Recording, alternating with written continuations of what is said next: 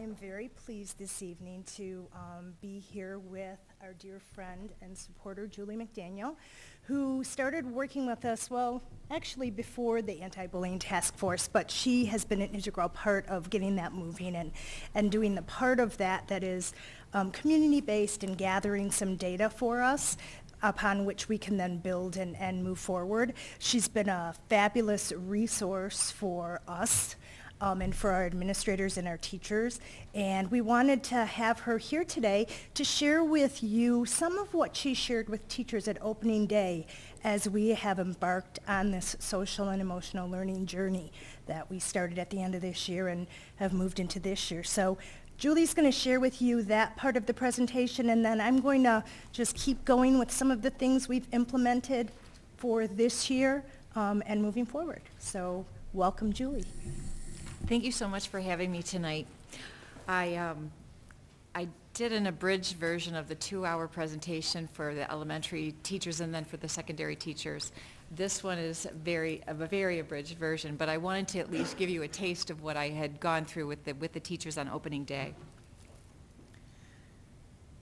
What I share with them at the very beginning, and I think it's really important for all of us to always remember that assessment or evaluation or even survey results, it's an inference-making enterprise, which means that we're the ones that are adding the value. We're the ones that are making the interpretations.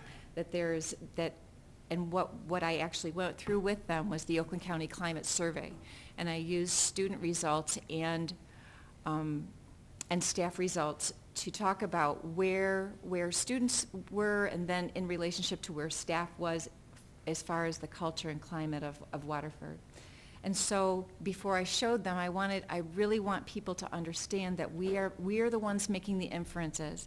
So the better the information that goes in, the better inferences that we're making. And that data are data. We're the ones that put the value to it. And then I wanted to start with Maslow. Maslow is something that's at Education 101. It's what every pre-service teacher goes through. A lot of people don't understand in our greater society that in 1943, Maslow introduced a hierarchy of needs. And basically what he said, translated to 2018, is that if we want thriving children, then we have to take care of some basic needs first. And so I'm really, really excited to go where I was in the agenda tonight because healthy brains learn better. And so what Maslow said is that the physiological needs have to be met, that we need to make sure that we have enough water, that we're fed, that we're warm. And then once that need is met, then it's an idea of safety. And safety can be job security, but mostly that's that sense of safety. So it's not just that we have good locks on our doors, it's that people feel physically safe, they feel psychologically safe. Once that happens, then we have a need for belonging. And that need for belonging is so great. But it's only when we feel like we're a part of something greater that our brains are really open and our bodies are open to being fully actualized. So what I feel like this is a mission for us. In 2001, when No Child Left Behind was passed, what we did is we became so focused on content knowledge that we forgot that we were teaching children, and these are full human beings. And so Maslow keeps us reminding us that if we want those reading scores to be up, which is at the top of the pyramid, realizing someone's potential, we have to make sure that our kids are healthy, that they're getting enough sleep, that they feel like they're part of something bigger than themselves. I also shared with them a little bit about how the brain works, and so not to belabor this. If you think about our brain and our whole system as being like a traffic light, when we're green, this is where we are the complex mammals that we are. We are happy, we thrive when we are safe, when we feel connected with one another, when we're fully present. That is really our natural state. And when we feel a sense of danger, and our brain doesn't know if it's hunger or if it's actual physical violent threat, our brain just knows that something's not right. It immediately goes into fight or flight, and then if that doesn't allow us to go back to that social engagement place, that safe connected, then we start, it's more of a freeze, it's an immobilization. Why is that important? Because the way that our brain developed as human beings, it first developed, we are primitive. The most primitive part of our brain is the survival state. It's the brain stem. It's the reptilian brain. That brain, the number one function is to make sure that the system is safe. That is probably the most important thing that the brain does. Once we feel safe, then it allows our brain to then, and the next part that was evolved in our brain is the emotional state. So once we feel that physical safety, then we seek out feeling loved and a sense of belonging. And when those two things are satisfied, then our brain, and our complex, beautiful human brain says, okay, what can I learn from this? But if we're in danger or if we feel like we're threatened, we can't go to those places where we're making sense out of it because our brain, that survival brain, takes over. What we found out through neuroscience is that the brain, optimal brain development needs three things. Number 3 on the list is nutrition, that we have to eat well. The second is physical security, but again, this is a sense of security. You can have no locks on doors, but people can feel a sense of safety. But that sense of physical security is absolutely imperative for optimal brain development. And then finally, and most importantly, is consistent emotional nurturing. And so when parents come to me and they say, what can I do to support schools as they're teaching my child to read? I say, you're doing the most important job of all, because that is the most important ingredient for optimal brain development is love.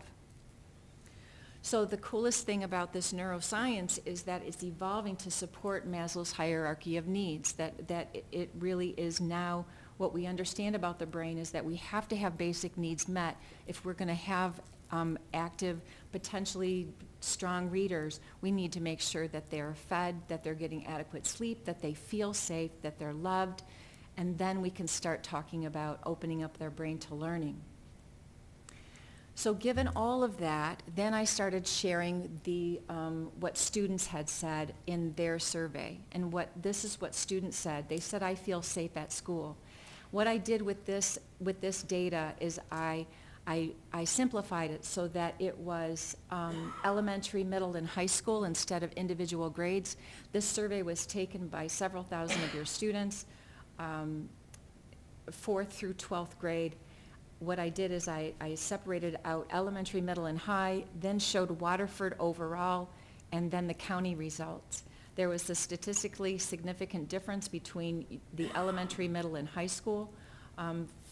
15% of your students said that they did not feel safe at school in the elementary, 24% middle, and 26% at the high school. But then I wanted to show teachers about how they perceived their safety.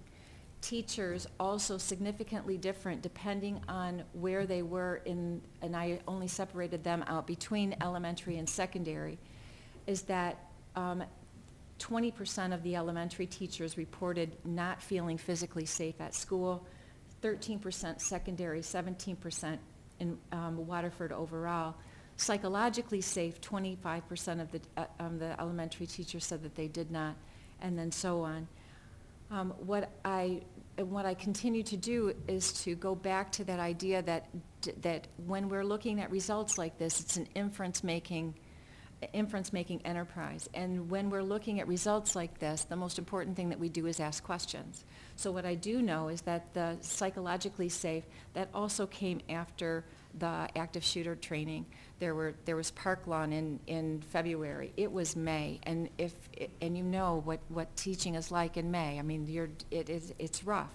So I think that it's just interesting, and I feel like these kind of results are if you want to go deeper, then now we can start talking about how to go deeper to find out what's really at the bottom of all this. And then I talked to them about the social engagement center system in more depth. But that's how I got to social emotional core competencies.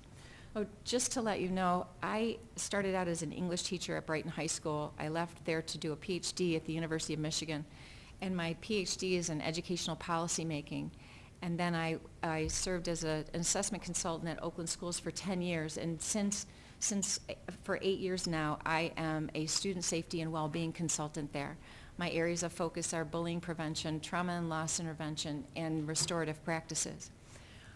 What I know, and not just as a teacher, but also through all of the research, and I ground myself in that in everything that I do, because yes, it's student safety and well-being, but it's not squishy. This is stuff that is absolutely supported by research. That core competencies, these core competencies are truly at the heart of all learning. That if we want our kids to be proficient readers, they also have to be very, very well suited as far as these five core competencies. So first of all, kids have to be self-aware. They have to be able to know what's going on with them and to be able to label it. Then once they can do that, then they learn how to self-manage. Once they can start managing themselves, then they look and they say, oh my gosh, I'm a part of a bigger something. Once that happens, then we can work on relationship skills, and then only then is where our kids start making more responsible decisions. If they don't understand the impact of themselves on other people, their words and their actions, we can't expect them to make responsible decisions. And so the work that I do is truly rooted in SEL. So the research also is very clear about this sense of community. So if you think about the neuroscience, you think about Maslow, and then you think about all the research for communities. If I were boss of the world, and I'm trying to be, I would say that our schools have only two goals, because everything else is going to happen if we meet these two goals. The one is that we have to create safe and supportive communities. That means that we have strong professional communities. We make sure that every child has a trusted adult that's assigned to them, that we have, as a district, a shared sense of purpose. And then inside there, we can teach social emotional core competencies. This is, when you're teaching these kind of skills to kids, this is where they feel most vulnerable. They have to be in a place where they can learn, they can make mistakes.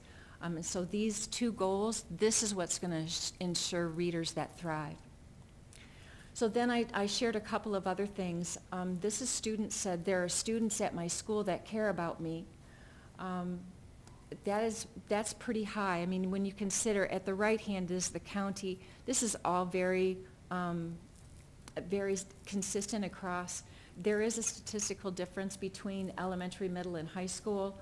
And it's kind of interesting, actually, that the elementary students reported higher, because that's an age still where kids are looking to adults for approval and for satisfaction. For them to even say they're students that care about me, a lot of times kids don't really realize about that peer group until middle school. I can talk to other students about any concerns I have with them. Now, this is not surprising for me as far as social development. Our elementary students aren't really looking to have other students care about them, but you can see that it becomes more important. It is statistically significantly different. Students treat one another with respect. There's a slight increase between elementary and middle. And as far as the county goes, you can see if you just look at Waterford and county, that's the overall differences. Again, it's interesting, and it's worthy of some good conversations and some questions. I feel alone at school. I don't like that I did it this way, but then I think I don't know really how else I would have done this. As soon as you see the red, it looks alarming, but actually that's a good thing. This is where red is good. I feel alone at school, statistically significantly different. 66% of the kids said at elementary school that's not the case. And it doesn't really go down a lot in high school, which is great. And so from my perspective, I say that's 6 out of 10 kids that don't feel alone at school. I want to know who those other 40% are. This is my favorite question of the whole survey, which is how many adults in your school do you trust? I don't like the way that we have the data on this survey, but I tried to make it as the most important thing is we have to make sure that every child has a trusted adult at school. That could be a bus driver, a front office staff, a lunch parapro, whatever adult is in that building. 8% of the elementary students in Waterford said that they don't have anyone. In middle school, it goes up to 17%, In high school, it's 14%, and it's statistically significantly different. And so this is, but if you look at the county level, 10% of our kids in the county do not have a trusted adult in their schools. And so this is one of my favorite quotes, is that children have to have at least one person believes in them. It could be you.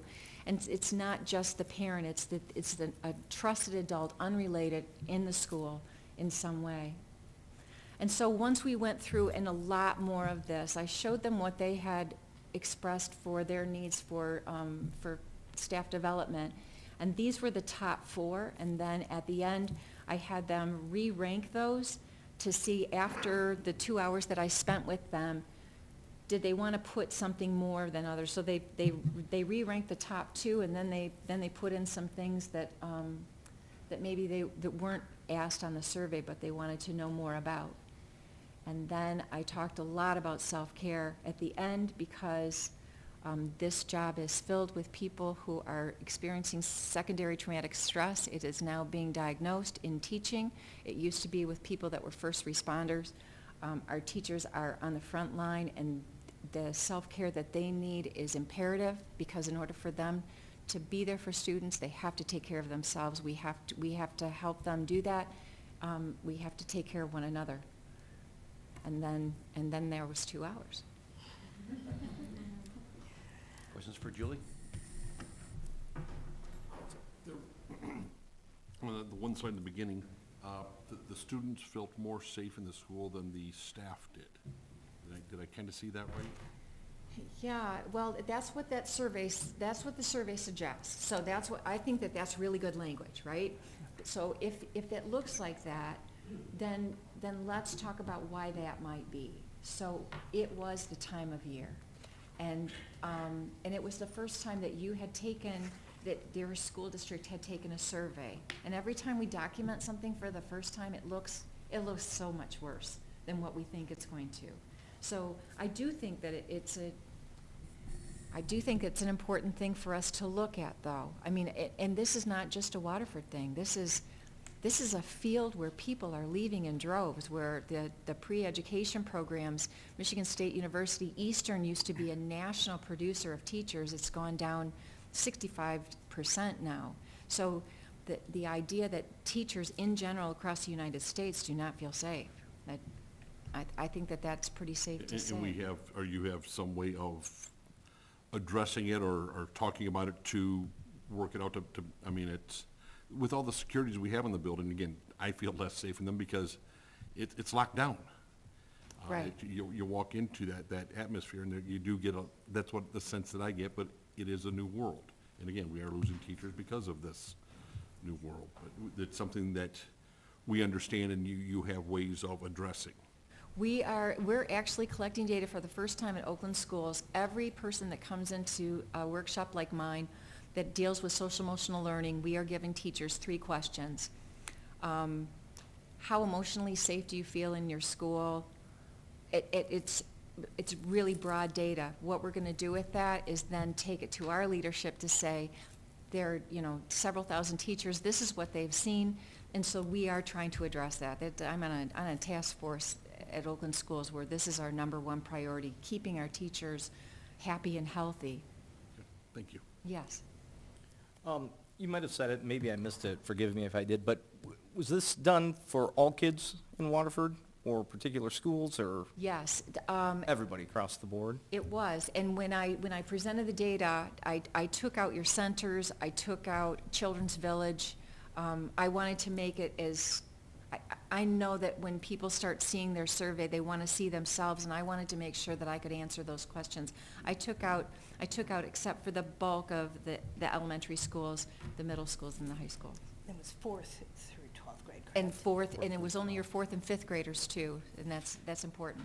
And then you had mentioned that maybe the data might be a little skewed because of when it took place. So what is your recommendation to how often, or obviously you never know when to do it because you never know what's going to happen in our world that could skew that, but how often should this be done to really get good data that you can feel very comfortable with?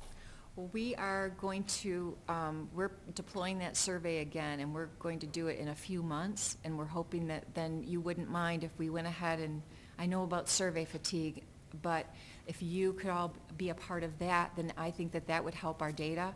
And also, the thing that would be kind of cool is that you would have only 6 months difference between that first survey and the second survey, which is something that other school districts don't have at all. I actually think that it would be a great thing if you can, I mean, it's a lot for someone like me to ask, you know. And are the surveys done in school during the day, or are they sent home with parents, or how does it work? It really, it's done in schools, and it really depends on how the school deploys that survey. The parents, there's a link that's sent to parents, all parents, and then it's an online assessment. Okay, thanks. Yes. Thanks, Julie. I know you've spent a tremendous amount of commitment time in Waterford, and we appreciate that. Certainly, we hear about all the great things that we're trying to move forward on, both staff and students, and certainly that comment that we can't forget that it's children that we're teaching. Yes. So, thank you very much. And I'm just going to piggyback right on Julie's presentation to talk about where that led us as a district. And this is the basis on which we have fashioned all of our moving forward in terms of social and emotional learning. It is the CASEL information that Julie shared with teachers. And you'll note one of the things that we look very carefully at is absolutely the 5 competencies, but as well we wanted to look at the 3 factors that kind of go around those competencies, that we really need to be talking about community and home. And we need to talk about schools in general and the district, and then we need to talk about individual classrooms. So we're trying to look at all of those. But we're also trying to look at this through multiple lenses. And one of those lenses is another CASEL lens, which talks about the way in which you need to develop support for SEL, the way in which you need to assess what you need, which is where Julie is in all of this, helping us to assess what our needs actually are. Then you need to establish the programming, a lot of which we already have or we have introduced now. And then we need to figure out a way to make it sustainable. We want it to continue. We don't want it to just go by the wayside. So we've done a number of things in all of those areas to kind of gather all the information we need in order to move forward, and then we've started to move forward. You'll notice that we have included SEL in our parent engagement nights, in our professional development. We've done everything that's up there to engage all community stakeholders in social and emotional learning. The anti-bullying task force, which was implemented last spring, which Bob, you serve on, and Julie helps us out with quite a bit, has done a lot of work with helping to cultivate that support from a community basis, because it's made up of many community members. In addition, it has worked with us and Julie to gather the information we need to move forward. And now we're taking a look at that and saying, how can we implement that in our schools beyond the community? How can we implement that in our classrooms and in our district together? And then how can we engage the community with us to move forward together, so it's not us trying to do this alone, because we all talked about in the beginning how this is all, it takes a village to make this work. So that is a different lens to look at how we intend to keep it moving forward and how we intend to implement. But I wanted to talk a little bit more in depth about some of the things we're doing for each of those circles that comes around the 5 competencies. We do have a partnership with Easter Seals. Currently they are at Donaldson Hills, and we can refer other students to that site as well for mental health services. The Teen Health Center, you heard a lot about that tonight.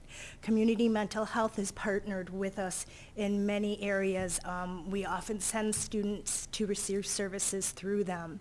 Project Aware is a grant through which we are a part, and they're the ones that provided the TSIP training we talked about last year. They have helped us out with mental health first aid training. They're coming back to our professional learning day on Tuesday to do more with that. They've done Safe Talk training for us. We have done our parent engagement nights. Julie has presented her Bullying 101 presentation. We continue to encourage parents to come to those presentations where we talk about a lot of this stuff. And of course, for our community, we have the anti-bullying task force that is working a lot of community-based and home-based kinds of activities that we're looking at and gathering data. School-wide, we have so many things going on that I think it's important that what we're doing is taking a step back and making sure and reassessing, is it doing what we want it to do in terms of the competencies? So we are really kind of looking at the research-based practices that we're using and staying true to them in their original form and how they were researched. So our big one, and we've talked about this in terms of the state and new discipline laws as well as restorative practices. We actually had the opportunity to send 3 people to be trained as trainer of trainers last year, and they have done a fabulous job. They've hit the ground running this year. We have had 3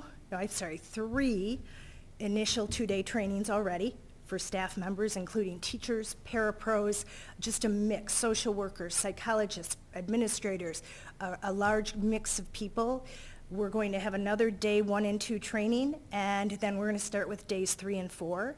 Our goal is to get our entire staff trained in days 1 and 2, because that's really about circles and resolving issues within your own particular environment. And then those people that might be facilitating conferences to restore trust in 2 parties or 3 parties that may have been, where trust may have been broken, they'll also do the days 3 and 4 training. We have started training neonates in some buildings. We're looking to start training bus drivers. We'd like to get the entire body of our community trained in the basic tenets of restorative practices and how to use that effectively with kids. We've done Ruler in some of our buildings. Alveus is our anti-bullying program, and we need to revisit that, and we know that, and we've budgeted we allocated some time and resources for that. Leader in Me is another program that affords kids the opportunity to mentor each other. Some of our schools use the mindfulness program.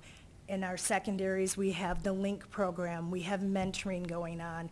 I believe it was at Pierce where at the last task force meeting, we talked about how they literally took every student in their building, put them up on a wall, and determined who had a relationship with whom, so that they could pinpoint those kids who they felt didn't have a solid relationship with an adult, and then they could pair them up with somebody.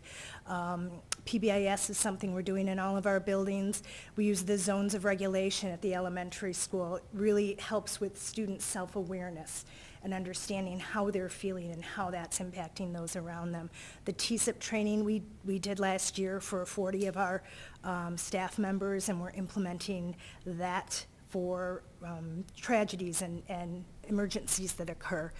Many of our staff are attending trauma-informed schools. We're bringing that into some of our school buildings as well. And we have had outside presenters from OK to Say come and present to our students, as well as the regular time we spend informing students about that program in general anyway, and letting them know that if there is something they need to tell an adult, it's okay to call that number or to email that email address. So those would be our school-wide type things. And in terms of classroom, all of those school-wide things apply to the classroom because they all have a classroom element. So every time we talked about a school-wide program that was being used, it's also being implemented at the classroom level. In terms of restorative practices, as teachers are being trained, we can hear them talking about going back to their classrooms and using circles in a different way than they perhaps used circles before. We met with a principal today who talked about how she is using that with her students, and it was actually at Donaldson Hills, and she has a stinky skunk for stinky problems and a pretty pink pig for positive comments, and they use that in their circles, and she has seen a huge decrease in discipline issues there. So we're seeing the fruits of all of that hard work. So they're working hard on that classroom community. We have it actually built into our curriculum because our curriculum involves collaborating in small groups and partnerships. It's something we do K-12. We try and start teaching kids about how to do that effectively with each other very young, and that's helping them to develop better relationships. And I think I've talked about curriculum integration as well. So this is a question we've been asked, so I wanted to share with you a general budget for this year. This does not include what we spent last year in the 17-18 school year. This is what we have allocated through grants and general fund dollars for this year. It has not all been spent yet because it is through the course of the year. And in some of these, it's grant that runs through next September 30th, but it's still considered the 18-19 school year. So it's just kind of lists out all of the things we've done. We did actually add some hall monitors for the whole safety and security process at the middle school. That was one of the things that the middle schools asked for. They felt it would help when they needed to address a situation and they needed more people to talk to those kids and work it out. So that would be the additional hours for safety and supervision. You know that we had the social workers working through the summer and into this school year on their own time to do some work with this, and they've been marvelous. They've been working with Julie, and she's been supporting them, and that's been wonderful. This year, we were able to hire our behavior specialist. We had one who left the district to take a job at an ISD when her family relocated last year, and there just wasn't anybody, as much as we posted it throughout the year, that had the qualifications. Well, we found someone wonderful this summer, so we have that behavior specialist and 2 support staff that work with her, and they are working with buildings to implement some solid behavior plans and to help out with really high-flying students who really need our support and help.